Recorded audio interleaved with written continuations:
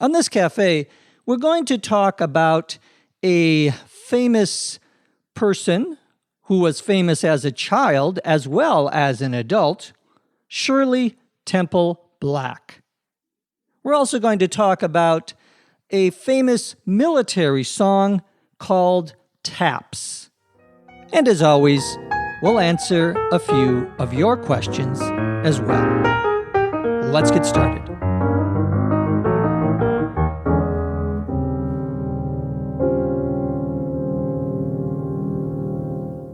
Shirley Temple was born in April of 1928 in Santa Monica, California. Santa Monica is located just next door to the city of Los Angeles. It's about, a half a mile from my house. I can walk to Santa Monica if I want to. I don't, of course. Nobody walks in Los Angeles. We all drive, even if it's just a half a mile. But back to our story. Shirley Temple was born in Santa Monica. Her mother, Gertrude, had been a dancer, and so she enrolled or put her daughter in a dance class as soon as the daughter could walk. Young Shirley turned out to be a very good little dancer, and by the time she was only 3, she was able to dance much better than children older than she. She also had a certain talent or ability for acting, and beginning in 1931, she started acting in short comedy films that were being made here in Hollywood. It was clear from these films that Temple would eventually become an excellent dancer as well as a singer. By 1934, just a few years later, Temple had already become a star. That is, someone that people recognized, someone who was famous. In 1934, she starred in 10 different movie musicals. A musical, M-U-S-I-C-A-L,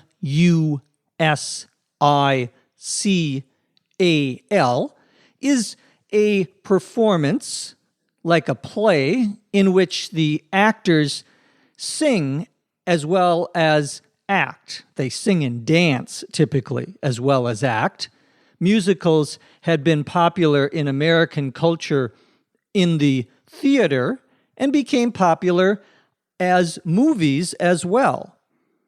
Shirley Temple starred in 10 of these movie musicals, including Stand Up and Cheer, Little Miss Marker, and Bright Eyes. In this last movie, Bright Eyes, Temple sang what would become one of her most famous songs, the song that made her, in many ways, a star, On the Good Ship Lollipop. On the good ship Lollipop, it's a sweet trip to the candy shop. You see, even though that song came out in 1934, I know it. That's how famous the song was in American popular culture, in the 20th century anyway. I'm not sure if kids today know that song, but I remember hearing the song on television because Shirley Temple movies were often shown on Saturday mornings in between some of the animated programs, the cartoons that children watched. A lollipop, Lollipop, is a round piece of hard candy that is on the end of a stick. The Good Ship Lollipop was a song about a young child going to a candy store. Interestingly enough, the song is actually about going on an airplane to a candy store, even though the song uses the word ship. Airplanes, of course, were a relatively new invention at this time, just as movies were, and people called airplanes ships. Nowadays, we use the word ship for something that would be in the water, and we would call an airplane, well, a plane. Shirley Temple was so popular in that year of 1934 that she was actually given a special Oscar, a special Academy Award for being such an outstanding personality in American film. A personality usually describes the qualities that a person has, but here it just means a star or a famous person. Audiences, the people who went to watch movies, like I imagine my mother and father back in the 1930s, loved Shirley Temple. She was very cute. She had blonde hair. She had these long curls, curved-shaped hair. She could sing, she could dance, she could act, and she was always smiling. She was always happy in her movies. Her movies were very optimistic, we might say.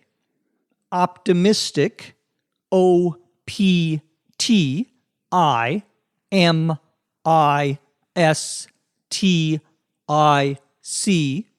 means having a belief that good things will happen in the future. The opposite of optimistic is pessimistic. P-E-S-S-I-M-I-S-T-I-C.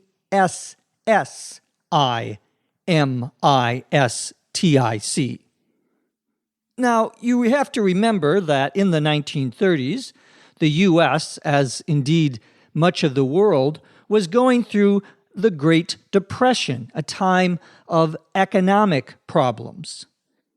Many Americans went to the movies to feel better, to have some happiness in their lives, and that's what Shirley Temple's movies provided, an optimistic, smiling experience.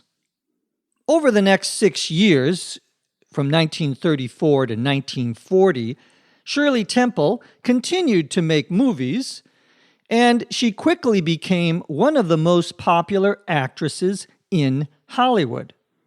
Her movies were even more popular than those of other famous actors at that time, including Clark Gable, Bing Crosby, and Joan Crawford. They included The Little Colonel and Curly Top in 1935, and a movie version of Heidi in 1937.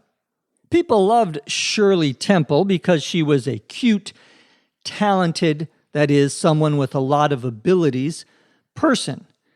But as a little girl grows up, she turns into a woman, and the appeal that she has as a child actress, of course, will change.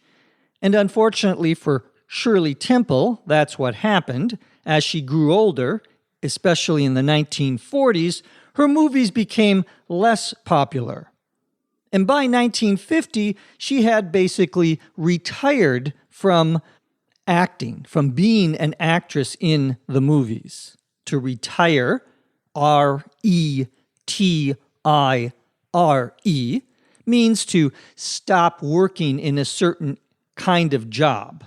Normally, when we say retire, we are referring to what happens when people get old and stop working for good, that is, for the rest of their life. Shirley Temple didn't retire from working completely. She just decided to stop acting in movies.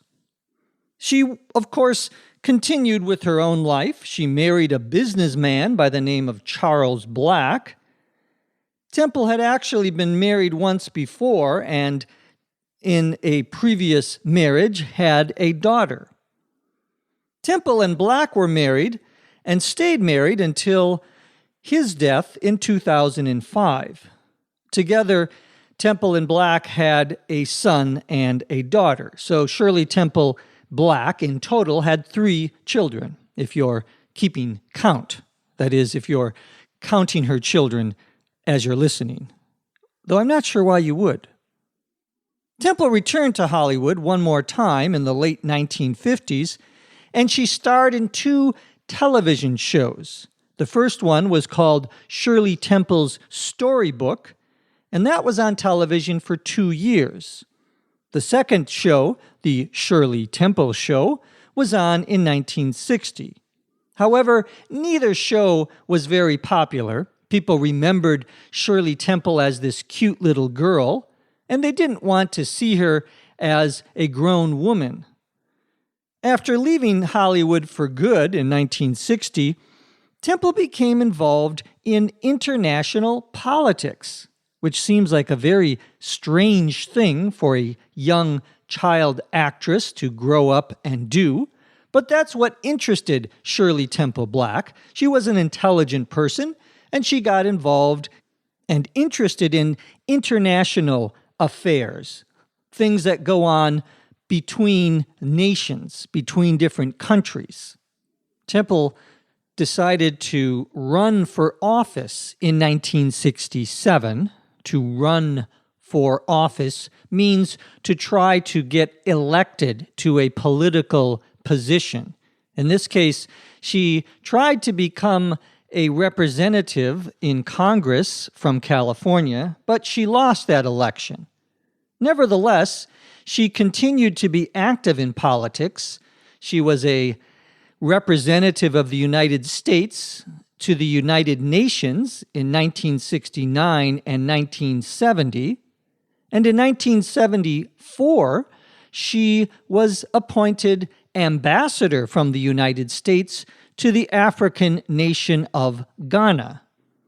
After she left that job in 1976, she returned to the United States and worked for the then president, Gerald Ford, for about a year as the chief of protocol. Protocol, Protocol,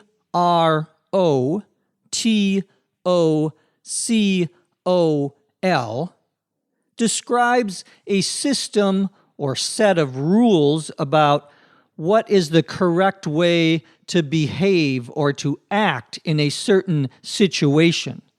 In this case, it referred to the rules, if you will, of behavior in formal situations for government officials. However, the chief of protocol in the United States is actually someone who works for the U.S. Department of State and has the same level of importance as an ambassador. The chief of protocol goes with the president, for example, on all international trips. His or her job is to give advice to the president and the Secretary of State about certain diplomatic protocols, that is, how things are supposed to be done in dealing with other countries. The chief of protocol is responsible for arranging what a president will do on international trips. So it's a very important position. Shirley Temple Black worked in that position for about a year, year and a half at the end of President Ford's presidency. In 1989, Shirley Temple Black was asked again to become an ambassador, this time to the country of Czechoslovakia. She served as ambassador to Czechoslovakia from 1989 to 1992 under President George H.W. Bush. She spent the rest of her life after she retired as ambassador working for a variety of international organizations. She was on the board of directors of several organizations.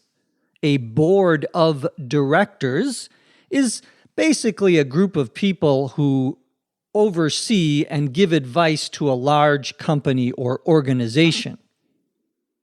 Temple died here in California in the year 2014 at the age of 85. After her death, people remembered her for her two great accomplishments. First, as a child actress, probably the most famous child actress in American film, as well as her accomplished career as a diplomat and someone involved in international politics.